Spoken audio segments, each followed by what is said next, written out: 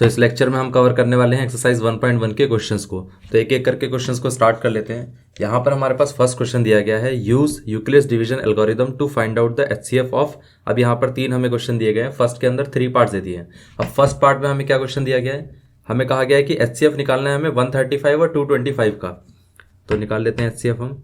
First का first part हमें क्या करना है, एचसीएफ ऑफ 135 एंड 225। अब देखो यूक्लिड्स डिवीजन एल्गोरिदम से किस तरीके से हम इसको निकालते हैं। सबसे पहले हम देखते हैं इनमें से कौन सा नंबर ग्रेटर है, उसको हम लिखेंगे। सबसे पहले उसको हम डिविडेंड के फॉर्म में लिखेंगे। तो ये 225 इज इक्वल टू 135। अब देखिए 135 को अगर 135 मल्टीप्लाइड बाय 1 करेंगे तो ये 225 से छोटा होगा, लेकिन अगर 135 इंटू 2 करेंगे तो वो 225 से बड़ा हो जाएगा, क्योंकि 135 इंटू 2 कितना होता है, यहाँ पर ये 135 इंटू 2 हो जाएगा हमारे पास 270, जो कि 225 से बड़ा होगा। तो बेसिकली हम 1 जा ही कर सकते हैं, 135 1 जा। अब देखिए इसमें जब आप इसको माइनस करेंगे 225 में अगर आप 135 को सब्ट्रैक्ट करते हैं तो कितना आएगा, ये आ जाएगा 0, और यहाँ पर ये कितना आएगा, ये आ जाएगा 9, और यहाँ पर ये 1 बचेगा तो ये 0। तो बेसिकली ये हो गया 90, राइट। अभी हमारा रिमाइंडर 0 नहीं आया तो हम फिर दोबारा इस स्टेप को फिर दोबारा इसी को इटरेट करेंगे। तो यहाँ पर अब क्या होगा कि ये जो डिवाइजर है ये हमारा डिविडेंड हो जाएगा, ये हो गया 135, और ये जो रिमाइंडर था अब ये हमारा डिवाइजर हो जाएगा 90। अब देखिए 90 इंटू 1 होना चाहिए, क्यों, क्योंकि 90 इंटू 2 180 होता है, वो 135 से ज़्यादा हो जाएगा। तो ये 90 इंटू 1 प्लस, अब रिमाइंडर कितना होगा, 135 में से अगर आप 90 को सब्ट्रैक्ट करते हैं तो आता है यहाँ पर 45। तो यहाँ पर फिर दोबारा से रिमाइंडर 0 नहीं आया, तो हम भी ये बोल सकते हैं कि इसको हम 90 इज इक्वल टू 45। अब देखिए 45 इंटू 1 करेंगे तो 45 आएगा, लेकिन 45 इंटू 2 करेंगे तो 90 आ जाएगा। तो इसका मतलब ये है कि यहाँ पर रिमाइंडर आ गया 0। और इस केस में ये जो हमारा डिवाइजर था यही होगा हमारा एचसीएफ। सो बेसिकली इस केस में हमारे जो एचसीएफ की वैल्यू थी वो कितनी आ गई, 45। तो ये हमारे पास फर्स्ट आंसर आ चुका है, फर्स्ट क्वेश्चन का फर्स्ट पार्ट का ये हमारा आंसर आ गया 45, राइट। अब हम सेकंड वाले को कर लेते हैं। सेकंड वाले में दिया क्या गया है, सेकंड वाले में दिया गया है 196 एंड 38220। तो यहाँ पर 196 एंड और नंबर क्या दिया गया है, एंड 38220, ठीक है। अब ये नंबर काफ़ी बड़ा दिया गया है, लेकिन अब इसको सॉल्व करके देखते हैं। आई थिंक ये नंबर काफ़ी जल्दी सॉल्व हो भी सकता है। पहले हम देखते हैं कि कौन सा बड़ा है इसमें, 38220, तो हम इसी को लिखेंगे डिविडेंड के फॉर्म में, इज इक्वल टू 196 इंटू, अब 196 मल्टीप्लाइड बाय क्या होना चाहिए कि ये 38220 के आसपास का कोई नंबर आए। अब देखिए अगर मैं 196 इंटू 100 करता हूँ तो वो कितना आएगा, 19600। अभी भी 19600 इससे छोटा है इस नंबर से। अब देखिए ये 38220 है, 38,000 और ये 19,000 आ रहा है सिर्फ। इसका मतलब ये है कि हम 196 को अगर हम 200 से मल्टीप्लाई करते तो कितना होगा, 200 से करेंगे तो पहले 2 से मल्टीप्लाई करके देख लेते हैं कितना आएगा। तो यहाँ पर 2 से मल्टीप्लाई करेंगे तो ये आ जाएगा 2, और यहाँ पर 9 2 18, और ये 19, और ये यहाँ पर आ गया 2, और ये 392, मतलब 39,200। इसका मतलब ये है कि 38,000 से तो ये ज़्यादा हो गया है, मतलब 200 टाइम्स तो नहीं हो सकता है।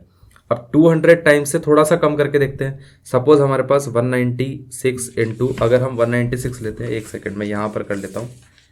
सपोज अगर हमारे पास यहाँ पर है 196 इंटू, हम क्या करते हैं 190 कर लेते हैं, देखते हैं 190 से कितना आएगा। 0 तो एज इट इज़ हो जाएगा, 0 को तो हम करेंगे नहीं, ठीक है, ये तो 0 0 एज इट इज़ रहेगा। फिर 9 का अगर मल्टीप्लाई करेंगे, 9 6 54, 9 9 81 एंड 86, और यहाँ पर ये कितना हो जाएगा 9 1 एंड देन 17, और ये 1 से मल्टीप्लाई करेंगे तो 196। सो ये बेसिकली आया हमारे पास 4, ये 12, और ये आ गया 7, और यहाँ पर ये आ गया 372। अभी इससे छोटा आ रहा है। अब इसका मतलब ये है कि हमें ये पता चल गया है कि 190 से तो ज़्यादा होना चाहिए क्वेश्चन, और 200 से कम होना चाहिए। 190 से ज़्यादा और 200 से कम क्या हो सकता है। चलिए एक काम करते हैं, 196 को हम इन दोनों के बीच का नंबर ले लेते हैं, 195 से मल्टीप्लाई करके देखते हैं। 195 से अगर आप मल्टीप्लाई करेंगे तो इस पेज पर मैं करके दिखाता हूँ आपको, 196 इंटू 195, इसको मैं हटा देता हूँ, ठीक है। 195 से करेंगे तो कितना आएगा, 5 इंटू 6, 5 6 30, 9 5 45 एंड 48, ये हो गया 5 1, और ये 9 9 6 54, यहाँ पर ये आ जाएगा 5, एंड देन 9 9 81 एंड 86, और यहाँ पर ये आ गया 8, और ये 9 1 9 एंड देन 17, और यहाँ पर ये कितना हो गया 196, तो ये हो जाएगा 0 और ये 12, और यहाँ पर ये कितना हो जाएगा 12 और ये 10 22, और यहाँ पर ये कितना हो जाएगा 9 9 18, तो यहाँ पर ये 18 और ये 38220, ये तो पूरा नंबर ही आ रहा है 38220। सो बेसिकली हम ये बोल सकते हैं कि ये 195 हमारा क्वेश्चन है प्लस रिमाइंडर हमारा 0 है। एक्चुअली में ये तो देखने में बड़ा लग रहा था, लेकिन ये तो डायरेक्टली मतलब यहाँ से इसका ये तो डायरेक्टली डिविजिबल है 196 से, तो इसका मतलब ये है कि ये जो नंबर है हमारे पास 196, यही हमारा HCF है, क्योंकि पहली बार में इसका रिमाइंडर 0 आ गया। तो इसका मतलब ये है कि इन दोनों टर्म्स का जो HCF था वो कितना होगा 196, ये आंसर है। ये पार्ट क्लियर हो गया। अब हम थर्ड पार्ट पे आ जाते हैं। इसमें क्या दिया गया है, थर्ड वाले क्वेश्चन में क्या दिया गया है हमें फर्स्ट का थर्ड पार्ट 867 और 255 का हमें HCF निकालना है। HCF ऑफ 867 एंड 255, इसमें इन दोनों में से बड़ा नंबर कौन सा है 867, तो इसका मतलब ये है कि हम 867 को लिखेंगे डिविडेंड के फॉर्म में और 255 हो गया हमारा डिवाइजर। सो ये 255 इंटू 2 करेंगे तो कितना होगा, ये हो जाएगा 255 इंटू 2 अगर आप करेंगे तो यहाँ पर ये आ जाएगा 510, ठीक है। और ये 510 तो अभी भी इससे एक तरीके से छोटा ही है, तो हम ये बोल सकते हैं 255 इंटू अगर 3 करके देखते हैं। अगर आप 3 से मल्टीप्लाई करेंगे 3 5 15, 3 5 15 एंड 16 एंड देन 3 2 6 और ये 765, ये भी इससे छोटा है। लेकिन जब आप 4 से मल्टीप्लाई करेंगे तो ऑटोमेटिकली आपको पता है कि यहाँ पर ये 1000 क्रॉस कर देगा, तो इसका मतलब ये है कि ये 3 से मल्टीप्लाई करने पे होगा। तो 765 आ गया आपके पास।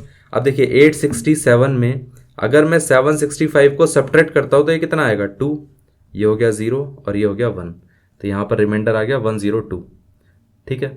अभी रिमाइंडर 0 नहीं आया, तो हम फिर दोबारा स्टेप को प्रोसीड करेंगे। अब हमारे पास डिविडेंड क्या हुआ, ये जो डिवाइजर था वो हमारा डिविडेंड हो गया 255, और ये जो हमारा रिमाइंडर था ये हमारा डिवाइजर हो गया मल्टीप्लाइड बाय। अब देखिए 102 मल्टीप्लाइड बाय 2 करेंगे तो कितना होगा, 102 मल्टीप्लाइड बाय 2 करेंगे तो 204 आता है, ठीक है।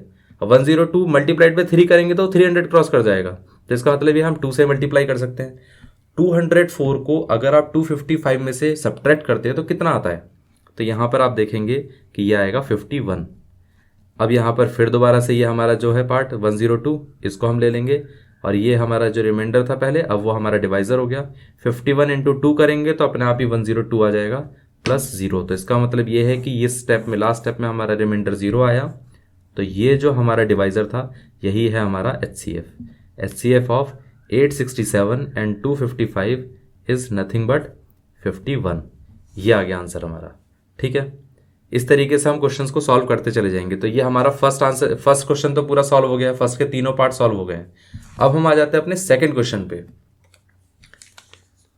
देखिए इस क्वेश्चन के अंदर दिया क्या गया है, सेकंड क्वेश्चन में कहा गया है कि show that any positive odd integer is of the form 6q + 1, 6q + 3 and 6q + 5 where q is some integer. Okay, तो हम क्या करते हैं, हम यहां पर ले लेते हैं let us say that n is any positive odd integer, any positive odd integer, right, and let us say that a is equal to n and b is equal to 6। और यहाँ पर हम a और b को, a को n ले लेते हैं, b को 6 ले लेते हैं, और इसमें यूक्लिड्स डिवीजन लेमा अप्लाई करते हैं। By applying Euclid's division lemma, by applying Euclid's division lemma, division lemma. So यहाँ पर ये हो जाएगा n इज इक्वल टू कितना हो जाएगा 6q + r, और r की वैल्यू कहाँ से कहाँ तक होनी चाहिए, 0 से तो ग्रेटर रहेगी लेकिन लेस देन 6 होगी, क्योंकि डिवाइजर से बड़ा तो हो नहीं सकता है। इसका मतलब ये है कि r की पॉसिबल वैल्यूज क्या हो गई, 0 1 2 3 4 5, 6 नहीं हो सकता है, ठीक है। तो यहाँ पर ये हो गया, अगर हम r की डिफरेंट वैल्यूज लेते हैं तो यहाँ पर ये आंसर आएगा 6q + 0, एक आएगा 6q + 1, एक आएगा 6q + 2, एक आएगा 6q + 3, एक आएगा 6q + 4 एंड देन 6q + 5। अब यहां से आप बोल सकते हैं since n is positive odd integer, यहां पर ये ऑड इंटीजर था, ठीक है, so n can not be equal to 6q + 2 and 6q + 4। Y?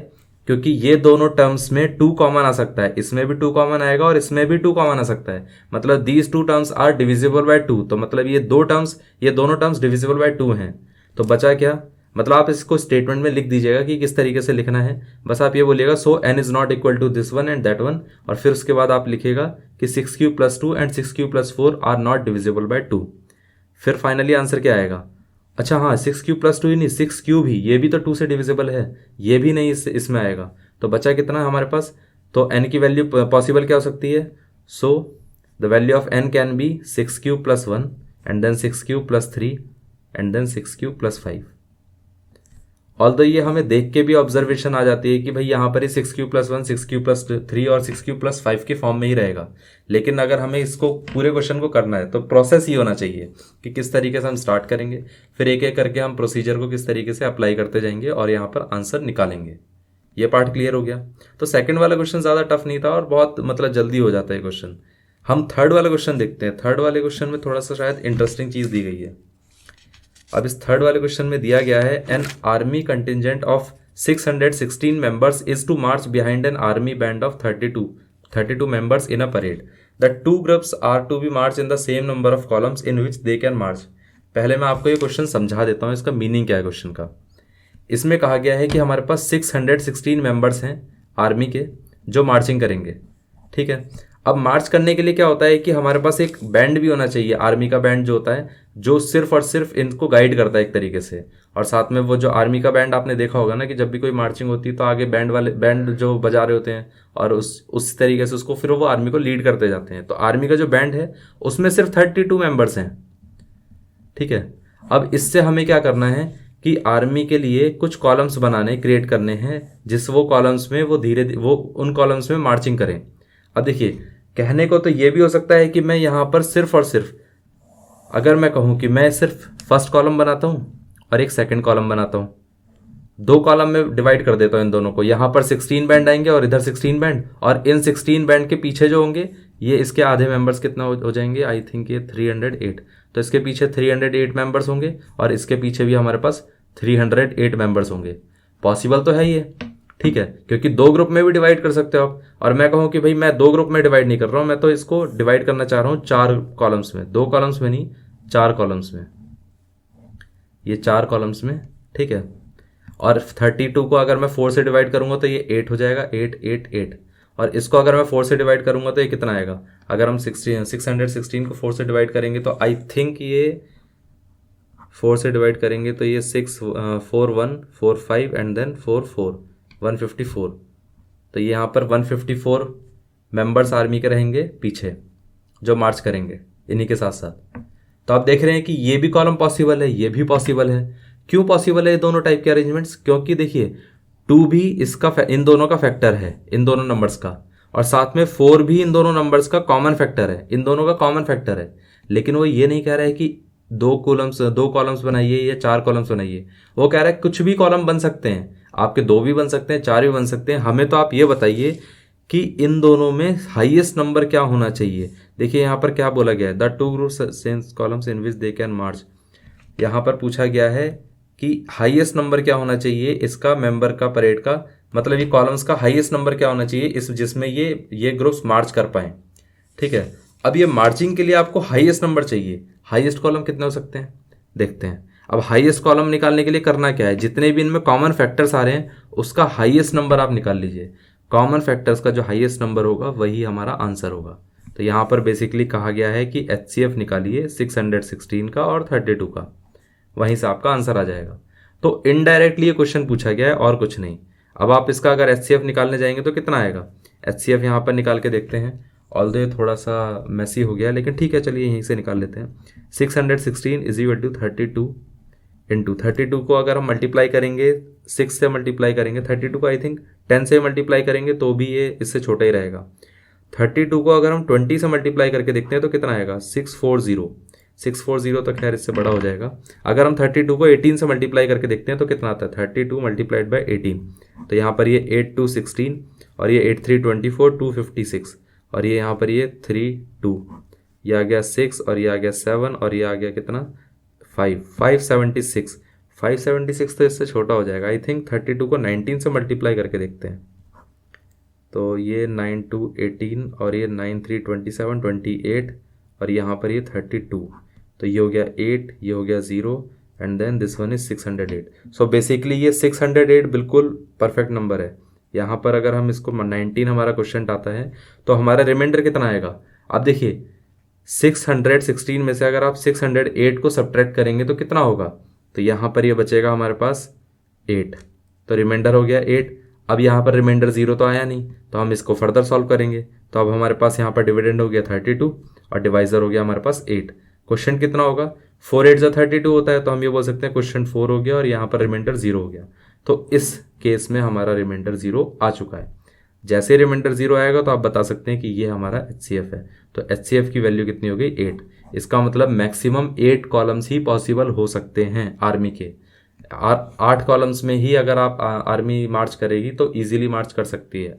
इस तरीके से हम बना के दिखा सकते हैं। ये मान लेते हैं हमारे पास 8 कॉलम्स अगर मैं बनाता हूँ, ये 1 2 3 4 5 6 और ये 7 और ये 8, और हर एक कॉलम में आप देखेंगे ना तो 4 मेंबर तो इसके होंगे आर्मी बैंड के, और बाकी के जो पीछे के मेंबर्स हैं इसको भी आप 8 से डिवाइड करके देखिए। 616 को आप 8 से डिवाइड करेंगे तो 72 के आसपास आना चाहिए। तो ये 72 मेंबर्स रहेंगे, ठीक है।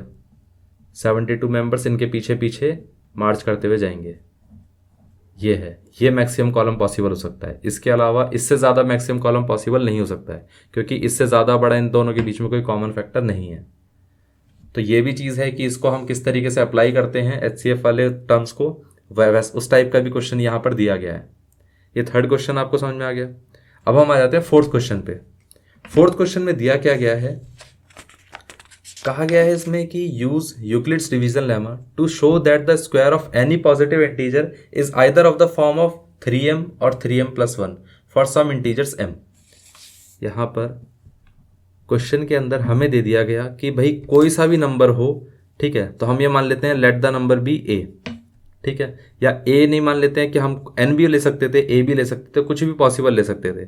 हमने क्या करा, कोई भी positive integer, let a be any positive integer, any positive integer, ये ले लिया हमने। और हम मान लेते हैं b, let b is equal to कितना 3, क्योंकि 3 के मल्टीपल की फॉर्म की बात हो रही है, तो 3 लेते हैं इसको। तो हम a और b को यूक्लिड्स डिवीजन लेमा की हेल्प से हम किस तरीके से लिख सकते हैं, हम लिख सकते हैं by applying Euclid's division lemma. इस तरीके से आप लिख देना, by applying Euclid's division lemma, division lemma.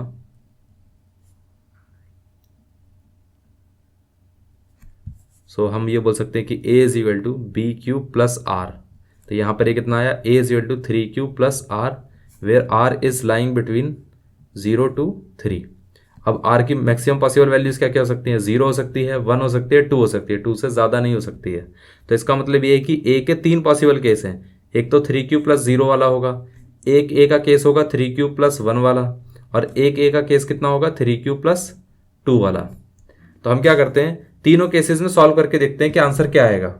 अब देखिए इस केस में अगर आप सॉल्व करेंगे तो कितना होगा, if a is equal to 3q इस फॉर्म में है तो क्या होगा, इसका स्क्वायर क्या होगा, इस नंबर का स्क्वायर हो जाएगा 3q का स्क्वायर।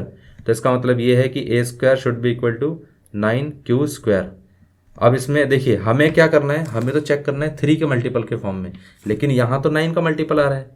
तो इसमें क्या करिए, 3 कॉमन लीजिए, बचा अंदर क्या 3q स्क्वायर, ठीक है। अब ये एक पर्टिकुलर कोई नंबर है, अब मैं चाहूँ तो या तो इसको 3q स्क्वायर ही रखूँ, या तो मैं किसी दूसरे नंबर से इसको रिप्लेस कर दूँ, लाइक 3m। इसको रिप्लेस करने का फायदा बस ये होगा कि इसको सिंपल तरीके से हम बता सकते हैं कि 3 का मल्टीपल है। ऊपर वाला भी 3 का मल्टीपल ही है, ये भी 3 का मल्टीपल है। बस हमने क्या करा, इस पूरे पार्ट को रिप्लेस कर दिया दूसरे नंबर से, क्योंकि ये भी एक कांस्टेंट है, ये भी एक कांस्टेंट है, तो किसी दूसरे नंबर से रिप्लेस कर देते हैं, ठीक है। इसमें ऐसा कन्फ्यूजन कम रहेगी। अब ये वाला सेकंड केस आ जाता है, अगर हमारे पास a की वैल्यू ये होती है तो if a is equal to 3q plus 1, तो हम कैसे इसको सॉल्व करेंगे। तो यहाँ पर ये आ जाएगा a square is equal to 3q plus 1 का होल स्क्वायर। तो 3q प्लस 1 का होल स्क्वायर क्या होता है, a square plus b square plus 2 times of ab, ये होगा। तो यहाँ पर ये हो गया 9q का स्क्वायर प्लस 1 प्लस 6q। अब यहाँ से 1 को साइड में कर दीजिए, क्योंकि 1 को तो आप कॉमन ले नहीं सकते हैं, जिसमें 3 आप कॉमन ले सकते हैं बस वही कॉमन लीजिए। तो यहाँ पर आप जब कॉमन लेंगे तो ये 9q² प्लस 6q के अंदर ये +1, तो यहाँ पर आप 3 कॉमन ले सकते हैं।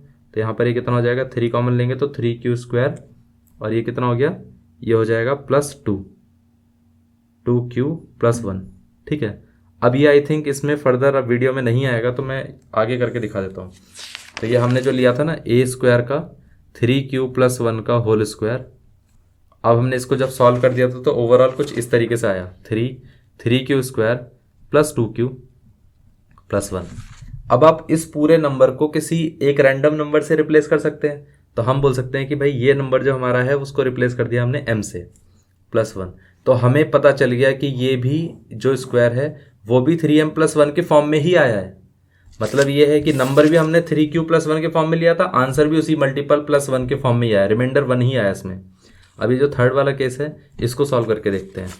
अगर हमारे पास इफ़ a = 3q + 2 के फॉर्म में दिया गया है तो क्या होगा, तो इसका स्क्वायर क्या होगा, इसका स्क्वायर हो जाएगा 3q + 2 का स्क्वायर, राइट। अब जैसे आप 3q + 2 का स्क्वायर करते हैं तो ये कितना हो जाएगा, 3q² + 2² और साथ में +2 टाइम्स ऑफ 3q × 2, ये कितना हो गया 9q² और ये कितना हो जाएगा 4 प्लस यहाँ पर ये कितना हो जाएगा 6 और ये 12q। अब क्या होता है कि नॉर्मली ज़्यादातर स्टूडेंट्स ये मिस्टेक कर देते हैं कि यहाँ पर ये लिया 12q और ये 4 को अलग छोड़ देते हैं। आप खुद सोचिए कि किसी नंबर को जब आप 3 के मल्टीपल में लिख रहे हैं और उसमें अगर ये रिमाइंडर बन गया तो रिमाइंडर तो 4 आ जाएगा। रिमाइंडर क्या होना चाहिए, रिमाइंडर एटलीस्ट 3 से तो छोटा होना चाहिए। तो इसका मतलब इस 4 में से भी हम क्या कर सकते हैं, एक नंबर को सेपरेट कर सकते हैं और वो हो जाएगा 3 को सेपरेट करेंगे तो बचेगा कितना, सिर्फ 1। अब रिमाइंडर 1 तो आ सकता है, खैर पॉसिबल है। तो यहाँ पर अगर हम इन तीनों में से 3 कॉमन लेंगे तो कितना आएगा, 3q² + 4q + 1। तो ये जो नंबर है इसको फिर से रिप्लेस कर, क्योंकि एक पर्टिकुलर नंबर ही है तो इसको हम रिप्लेस कर देते हैं एक छोटे से नंबर से 3m + 1। तो हमें ये पता चला कि इस केस में भी 3m + 1 का ही फॉर्म बनना है। पहले वाले केस में भी 3m + 1, इसमें भी 3m + 1, और इससे जो पहला केस था ये वाला, इसमें तो 3m के फॉर्म बन रहा है। तो इससे हमें ये चीज़ पता चली कि किसी भी नंबर का जो स्क्वायर होता है या तो वो 3m का फॉर्म में बनता है या 3m + 1 के फॉर्म में बनता है। ठीक है, तो इससे हमें ये आइडिया लग गया कि कोई भी नंबर होगा या तो आइदर वो 3m के फॉर्म में बनेगा या 3m + 1 के फॉर्म में। तो फाइनली आप लिख सकते हैं from equation 1, 2 and 3 we conclude from equation 1, 2 and 3 we conclude that the square of any positive, फिर ये पूरे statement, the square of any positive integer is either of the form 3m और 3m + 1 for some integer m, right. ये part clear हो गया। तो अब हमारा फोर्थ क्वेश्चन तो हो चुका है। अब आ जाते हैं अपने फिफ्थ क्वेश्चन पे। फिफ्थ क्वेश्चन क्या है, कहा गया है कि यूज यूक्लिड्स डिवीजन लेमा, जैसे हमने लास्ट क्वेश्चन में किया था, यूक्लिड्स डिवीजन लेमा को अप्लाई करना है, यूज करना है और शो करना है कि किसी भी नंबर का जो क्यूब है, किसी भी पॉजिटिव इंटीजर का जो क्यूब है वो इन तीनों फॉर्म में रहेगा। अब ये इंटरेस्टिंग क्वेश्चन है। इंटरेस्टिंग क्यों है, मैं इसका आपको रीज़न देता हूँ। देखिए, आप सोचिए कि यहाँ पर आपके पास कहा गया है कि भाई हमारे पास हमें क्या करना है, एक नंबर है a, मैंने वो ले लिया कोई भी पॉजिटिव इंटीजर, ठीक है। अभी मुझे उसका क्यूब देखना है और हमने क्या करा कि b क्या लेना चाहिए हमें, यहाँ पर तो 9m के फॉर्म में दिया गया है। अगर आपने b को ले लिया 9, ठीक है, तो यहाँ पर क्या हो जाएगा, a, b should be equal to नहीं, यहाँ पर a, b का अगर मैं यूक्लिड्स डिवीजन लेमा अप्लाई करूँगा तो a = हो जाएगा 9q + r, और यहाँ पर r की वैल्यू 9 से छोटी होनी चाहिए और ग्रेटर देन 0 होनी चाहिए। अब आप खुद सोचिए कि अगर आपने इस तरीके से सॉल्व किया तो यहाँ पर r की जो वैल्यू है वो 0 से लेकर 8 तक जाएगी। आपके पास 9 इक्वेशंस बनेंगी और 9 की 9 इक्वेशंस आप सॉल्व करेंगे तो ये तो बहुत हेक्टिक प्रोसेस हो सकता है कि 9 की 9 इक्वेशन तो पॉसिबल नहीं है सॉल्व करना, और इतना छोटा सा क्वेश्चन और उसमें इतने सारा सोल्यूशन है। तो इसका मतलब ये है कि हमने यहाँ पर कुछ ना कुछ गलती करी है। अब वो गलती है क्या, वो गलती ये है कि b को आप 9 मत लीजिए। क्या पता 9 से भी छोटा नंबर ऐसा हो जिसकी हेल्प से ये क्वेश्चन किया जा सके। फॉर एग्जाम्पल, अगर हमने a को एक पॉजिटिव इंटीजर पकड़ा और हमने ये बोल दिया कि भाई हमारे पास b है 3 लेकर देखिए, देखते हैं क्या आंसर आता है। तो यहाँ पर ये आ जाएगा, a को हम कैसे लिख सकते हैं यूक्लिड्स डिवीजन लेमा की हेल्प से, 3q + आर, और अभी हमने लास्ट वाले क्वेश्चन में देखा था कि आर ग्रेटर देन 0 होना चाहिए और लेस देन कितना होना चाहिए 3। तो आर की पॉसिबल वैल्यू 0 1 2 बस इतना ही, इसके अलावा नहीं है। तो हम ये बोल सकते हैं कि ए की पॉसिबल वैल्यू होगी 3q+0, दूसरी पॉसिबल वैल्यू होगी 3q+1 और थर्ड पॉसिबल वैल्यू होगी 3q+2। ये है। अब अगर ये पॉसिबल वैल्यूज़ हैं तो सबके एक एक केस लेकर देखते हैं और सॉल्व करके देखते हैं। तो यहाँ पर अगर हमारे पास फर्स्ट केस आएगा if a is equal to 3q, तो इसका जो क्यूब होगा वो कितना होगा, वो हो जाएगा 3q का होल क्यूब। तो यहाँ पर अगर आप देखेंगे तो ये आंसर कितना आता है, ये 27q क्यूब। अब इस 27 में हमें निकालना क्या था, आंसर में हमें निकालना था 9m के फॉर्म में। तो हमें आंसर में लास्ट में 9 कॉमन लेना पड़ेगा, क्योंकि हमें 9 के फॉर्म में ही आंसर निकालना है। तो यहाँ आप देखेंगे कि अगर मैंने 9 लिया कॉमन तो ये हो जाएगा 3q क्यूब।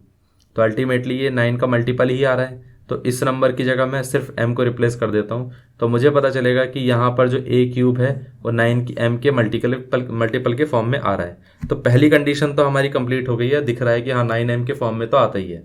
इसके अलावा और कौन सी कंडीशन है, ठीक है, इसके अलावा वाली कंडीशन देखते हैं। अगर हमारे पास, ये तो फर्स्ट हो गया, ये फर्स्ट पार्ट हो गया। अब सेकंड देखते हैं। If a is equal to 3q+1 दिया जाता तो ये कितना हो जाएगा, a cube is equal to 3q+1 का होल क्यूब। तो ये हो गया 3q क्यूब प्लस यहाँ पर b cube b cube plus 3a² 3a² into b plus 3a into b², ये हो गया। तो यहाँ पर ये कितना हो जाएगा 27q क्यूब प्लस 1 प्लस यहाँ पर कितना हो गया 3 और ये हो जाएगा 9q² और ये हो जाएगा कितना 339q और यहाँ पर ये 1 आ गया। तो अल्टीमेटली इसमें देखिए ये नंबर और ये नंबर, इन तीनों को हम एक साइड लिख देते हैं। तो यहाँ पर ये आ जाएगा 27q क्यूब प्लस यहाँ पर ये हो जाएगा 27q² प्लस 9q और ये हो गया +1। अब इसमें भी आप नोटिस करेंगे कि इसमें सब में आप 9 कॉमन ले सकते हैं। अगर आप 9 कॉमन ले सकते हैं तो सबसे बढ़िया है। तो यहाँ पर फिर ये 3q क्यूब आ गया और ये आ गया 3q² प्लस यहाँ पर ये आ गया q और ये +1। और ये जो टर्म है इसको आप रिप्लेस कर दीजिए एक सिंपल m से, तो ये 9m+1 के फॉर्म में आ गया। तो अल्टीमेटली फिर से ये जो हमारा क्यूब है वो 9m+1 के फॉर्म में आ गया, अगर a की वैल्यू 3q+1 के फॉर्म में आती है तो। इसका मतलब ये है कि इसकी हेल्प से भी हम 9m के मल्टीपल्स निकाल पा रहे हैं। अब हमें तीसरा और चेक करना है, तब हमें आइडिया लग जाएगा, क्योंकि 9m हो गया, 9m+1 हो गया। अब हमें 9m+8 का भी देखना है कि आता है कि नहीं आता है। तो तीसरा वाला क्वेश्चन कैसे होगा। अब हमारा लास्ट वाला केस क्या था, if a is equal to 3q+2, तो इसमें क्या होगा a cube should be equal to 3q+2 इसका होल क्यूब। तो यहाँ पर ये आ जाएगा 3q a cube plus b cube plus 3a² भी 3a² b प्लस 3ab²। तो इसका आप क्यूब करेंगे तो कितना हो जाएगा 27q क्यूब प्लस 8 प्लस यहाँ पर ये कितना हो जाएगा, ये हो जाएगा 3 × 9 × q² इंटू 2 प्लस यहाँ पर कितना हो जाएगा 9 × q इंटू 4। सो अल्टीमेटली यहाँ पर कितना आएगा, 8 को तो साइड कर देते हैं क्योंकि इसमें तो 9 कॉमन आएगा नहीं, तो साइड कर देते हैं इसको। तो ये बचेगा कितना 27q क्यूब और इसको भी मल्टीप्लाई करेंगे तो 9 × 3 27, 27 × 2 54, 54 इंटू q² प्लस यहाँ पर कितना हो जाएगा 36 इंटू q और ये कितना हो गया 8। तो हम ये बोल सकते हैं कि इस पूरे में अगर मैंने 9 को कॉमन लिया तो यहाँ पर कितना बचेगा 3q क्यूब प्लस यहाँ पर कितना आएगा, यहाँ पर आ जाएगा 6q²। 9 6 54 होता है ना, इसलिए हमने यहाँ पर 9 कॉमन लिया तो 6 बचा प्लस यहाँ पर कितना हो जाएगा 4q प्लस 8। इस पूरे टर्म को आप रिप्लेस कर सकते हैं एक और नंबर से, रैंडम नंबर से, क्योंकि ये भी तो एक पर्टिकुलर टर्म ही है, ये भी तो एक नंबर है। इसको एक छोटे से नंबर से रिप्लेस कर देते हैं हम। तो ये हो गया 9m+8। तो यहाँ पर a क्यूब कितना आ गया 9m+8। मतलब हमें पता चल गया कि अगर हमारे पास कोई भी नंबर होगा तो उसका क्यूब इन तीनों फॉर्म में ही होगा, 9m+8 और या इससे पहले आया 9m+1 और ये 9m। और ये भी हमें इसमें एक इंटरेस्टिंग चीज़ लगी कि हम 3q से भी कर पा रहे थे इस क्वेश्चन को। ऐसा हर केस में नहीं होता है, सिर्फ इसी केस में पॉसिबल हो पा रहा था। तो ये पार्ट पूरा क्लियर हो गया है। तो अब हम नेक्स्ट लेक्चर में डिस्कस करने वाले हैं बाकी के मेथड्स को। अब हमने एक्सरसाइज 1.1 तो पूरी कंप्लीट कर ली है।